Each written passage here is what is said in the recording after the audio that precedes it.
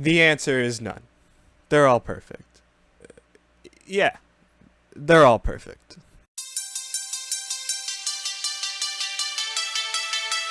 RobTop levels. We all know them, they're iconic, and they're how we first experienced Geometry Dash. But which one is the worst? Now you may be feeling triggered by that statement, like a wave of rage came and rose from inside of you. Tidal wave, you might call it? Thank you. I try. But anyways, just know that the worst RobTop level doesn't even need to be a bad level, it just needs to be the worst, even if it's the worst of a good thing. Alright, before we do this YouTuber shit, let me give you some quick disclaimers. Theory of Everything 2, Deadlocked, and Dash are not included in this list. I did this because unlike every other level I included, I have not only never beat these levels, not only never played these levels, but I have also never even seen these levels. Therefore, it just doesn't feel right to include them, because they would be judged so differently than all the other levels. Okay, now that you understand the rules, let's start the video. For some context, I went through and replayed each and every RobTop level so that I could have a fresh perspective to judge from. Some went better than others.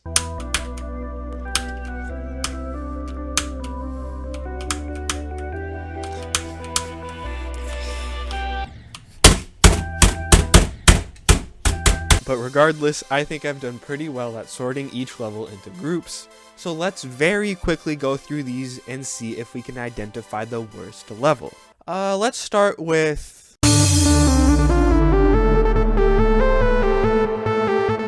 That's right, before you can tell if something is bad, you must compare it to the good. So, which levels are good in this game? Well, let me tell you. Dryout, Base After Base, Jumper, Time Machine, X-Step, Electrodynamix, and Geometrical Dominator are good levels. Some may even be great, but that's up for debate. Now, what makes these levels good is pretty unique to each level. Some of these things include good level design, smooth gameplay, fun difficulty jumps, good pacing, whimsicality, joyfulness, nostalgia, good level concepts, unpopular opinions, cancer, death, rashes, interrupted sleep, gas, diarrhea, nosebleed, satisfying sections, great transitions, and cool lil levels. Okay, now you know, but we're not here to talk about the good levels, so let's move on to another group. Let's move on to...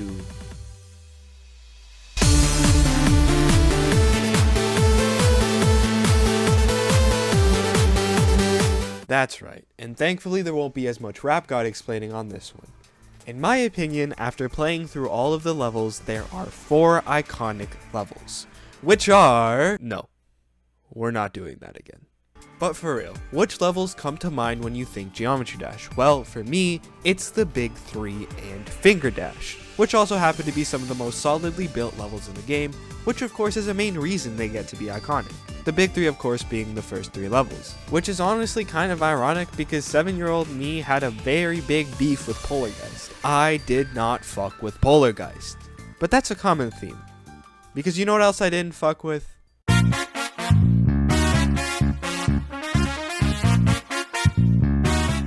Yep, whether it was little me or big me, we did not fuck with these levels. But is that still the case? Is that something warranting them to be the worst levels? Will you ever realize that none of this is real?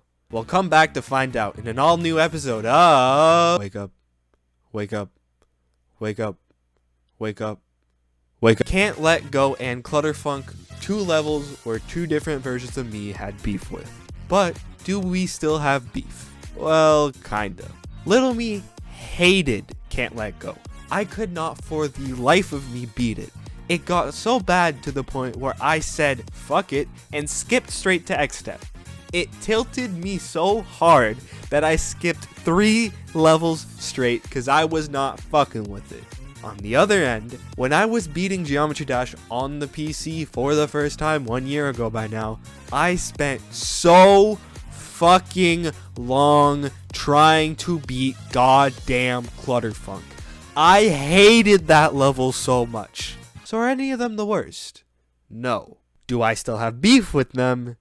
Also no. But for a little bit of context, when I was replaying all the RobTop levels, Clutterfunk took me about 100 and something attempts to beat.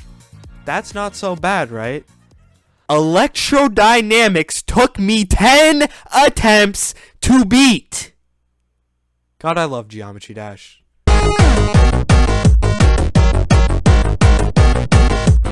On a lighter note, let's talk about the absolute goated of goated levels. 2 levels to be more precise. These are what I believe to be the combination of the best levels in the game and my favorite levels in the game. Theory of Everything and Electroman Adventures, please have my fucking kid.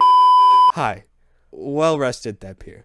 I would like to apologize for Delirious Thep's previous statement. He has been correctly put in horny jail and will only be let out once he can flawlessly recite the entirety of a Backyardigans episode. Again, I sincerely apologize and hope you enjoy the rest of the video. Like I was saying, these levels are so meticulously crafted and stupidly enjoyable that I personally consider them the GOATs of RobTop levels. Okay, now that I've talked about the complete opposite of what we're looking for, let's now go over It's time to introduce the contenders. In corner number 1, Hexagon Force.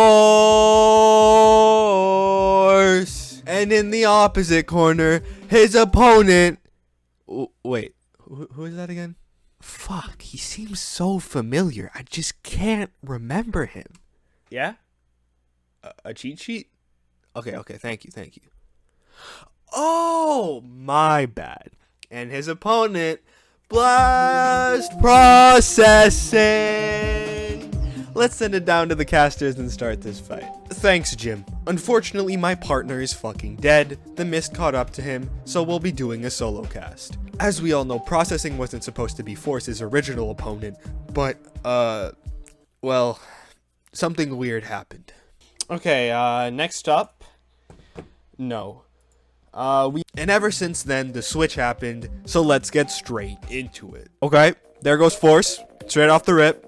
Now, Force's whole game plan here is to make sure that you have carpal tunnel by the end of the fight. And, I gotta be honest here, Jim. I don't actually know what Processing does. I think he doesn't even know what he's doing. I think his strategy might be being so forgettable that Force gets confused and forgets he's even in the ring with him.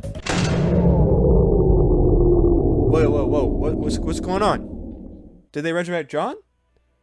Oh no, what's that music? Oh, fuck.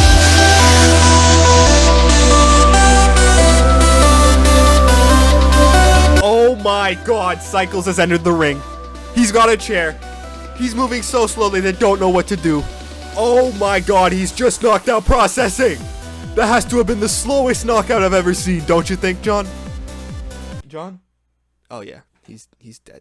My bad. This is chaos! He's going after Force now! Moving at speeds unknown to man! 0.00000000001 millimeters per second! Oh, what is he?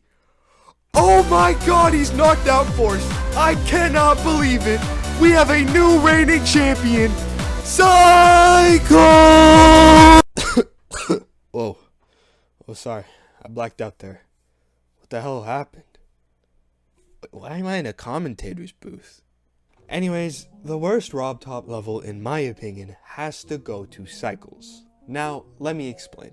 There is one major thing that, in my opinion, makes this level the definitive worst RobTop level. And that thing is Cycles is a slow-paced level in a fast-paced body. For anybody still confused, that means that I think the level design for Cycles was so obviously meant to be a fast-paced level, however, it just is not one. It's actually one of the slowest paced levels, if anything, and that simple mistake makes it a very frustrating and decently unenjoyable experience. But hey, that's just my opinion. There's no real way to tell which RobTop level is the worst. It's a very subjective question. However, if you've enjoyed this, if you fucked with this, if this replenished you in any way, why don't you leave a comment, subscribe or whatever, all the YouTube shit that everyone says. And remember, if she's not stereoing on my madness, she better get back on track. Have a great day.